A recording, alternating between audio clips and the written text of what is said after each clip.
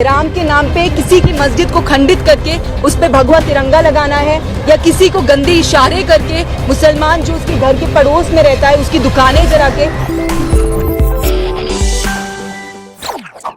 इस देश के हिंदू को आज उसके सामने एक सवाल है कि आपका त्योहार अगर इस देश में मनाया जाएगा तो क्या आपका त्योहार से हमें डरने की जरूरत है? क्या आपके त्योहार को मनाने के तरीके से हमें डरने की जरूरत है? क्या आपका त्योहार में जो लोग पार्टिसिपेट करेंगे वो इस तरह से आतंकवाद को फैलाएंगे इस देश के अंदर? ये सवाल है। आपसे सवाल पूछना है और आपको ये पूछना है कि आप अपने बच्चों को क्या इस तरह की तालीम देना चाहते हैं? आप इस तरह के देश में रखना चाहते हैं जिनके लिए राम के नाम पे किसी की मस्जिद को खंडित करके उस पे भगवा तिरंगा लगाना है या किसी को गंदे इशारे करके मुसलमान जो उसके घर के पड़ोस में रहता है उसकी दुकानें जला के आप अपने त्योहार को मनाना चाहते हैं? तो क्या ये अगर आपके लिए भारत की संस्कृति है तो मुझे आपसे कुछ नहीं कह रहा। मैं न्यायपालिका से बस पूछना चाहूंगी कि वो अभी क्या कर रही है। लोगों को बढ़ावा कहाँ से मिल रहा है? क्यों इतना हिम्मत हो रही है? बढ़ावा इसलिए मिल रहा है क्योंकि अगर आप कल को आपका डेमोक्रेटिक नेशन है, अगर आपका रूल ऑफ लॉ है तो कोर्ट तुरंत कॉग्निसेंस ले सकता था। कोर्ट ने तो नहीं लिया। कोर्ट पूछ सकता था प्रशासन से कि आपकी इस जिले के अंदर, कारगोन के अंदर, मध्य प्रदेश के अंदर कोई मस्जिद पे कैसे चढ़ गया, उस पूरे एरिया के अंदर इतना टेरर कहां से हो गया। रामनवमी की जो जुलूस है पहले भी मार्च निकलती थी, लेकिन ये क्या है कि इतने प्लान तरीके से देश के 5 जगहों के अंदर, 5 स्टेट के अंदर वहां पर ये डिक्लेयर कर दिया गया है कि अब तो पूरा प्रशासन चुपचाप बैठा रहेगा। और कितना सारा वीडियो सामने आया है जिसमें पुलिस कर्मी साथ में खड़े हैं, उनको कह रहे हैं हाँ ये घर है, ये घर को आइडेंटिफाई करो, इस पे टारगेट करो। तो ये तो साफ है कि ये प्लान्ड है। एक मात्र आरोपी होने से बुलडोजर चलाना जायज है? बुलडोजर चलाना कभी भी जायज नहीं है अगर लोकतांत्रिक देश है। अगर लोकतांत्रिक देश नहीं है तो आप फिर जो मर्जी करिए, लेकिन आप पहले बता दीजिए।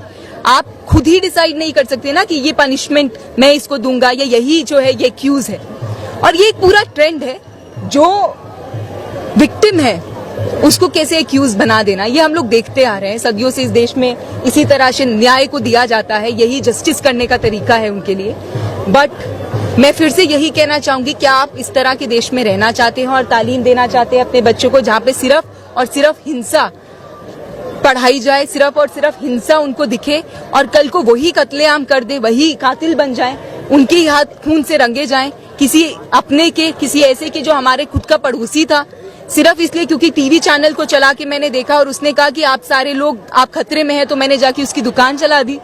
और ये अगर कोई कर रहा है तो इसमें कानून प्रशासन जो है हमारा, उसने उसके ऊपर एफआईआर करने की बजाय उसने एफआईआर उसके ऊपर की जिसकी दुकान जली, जिसका लाइवलीहुड छीना गया। मूवी आने के बाद जो है काफी ज्यादा देखा गया कि माहौल कहीं न कहीं खराब हुआ है। कश्मीर फाइल्स मूवी जो है, आप किसी एक कम्युनिटी की पीड़ को, पेन को यूज करके अगर आप एक दहशत का माहौल बनाना चाह रहे हैं देश में, तो आपकी मौजूदा हुकूमत है, मौजूदा सरकारें हैं, आरएसएस है, जो उसको बार बार ये चीज, मीडिया है जो बार बार इस चीज को दिखा रहा है, जो आपका पूरा मेन स्ट्रीम मीडिया जो रोज न्यूज चैनल्स में बोलता रहता है कि हिंदू खतरे में है। आप किसी हिंदू से पूछिए तो वो खतरे में नहीं है। वो खतरे में किस चीज से है? कि उसके पास रोजगार नहीं है, उसके पास नौकरी नहीं है, उसके पास पढ़ने के लिए पैसा नहीं है कि यूनिवर्सिटी में जाके पढ़े।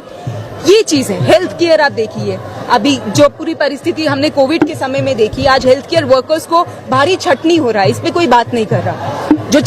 जिसका छटनी हो रहा है, अब वो जो बेरोजगार हो गया है वो कहाँ जाएगा?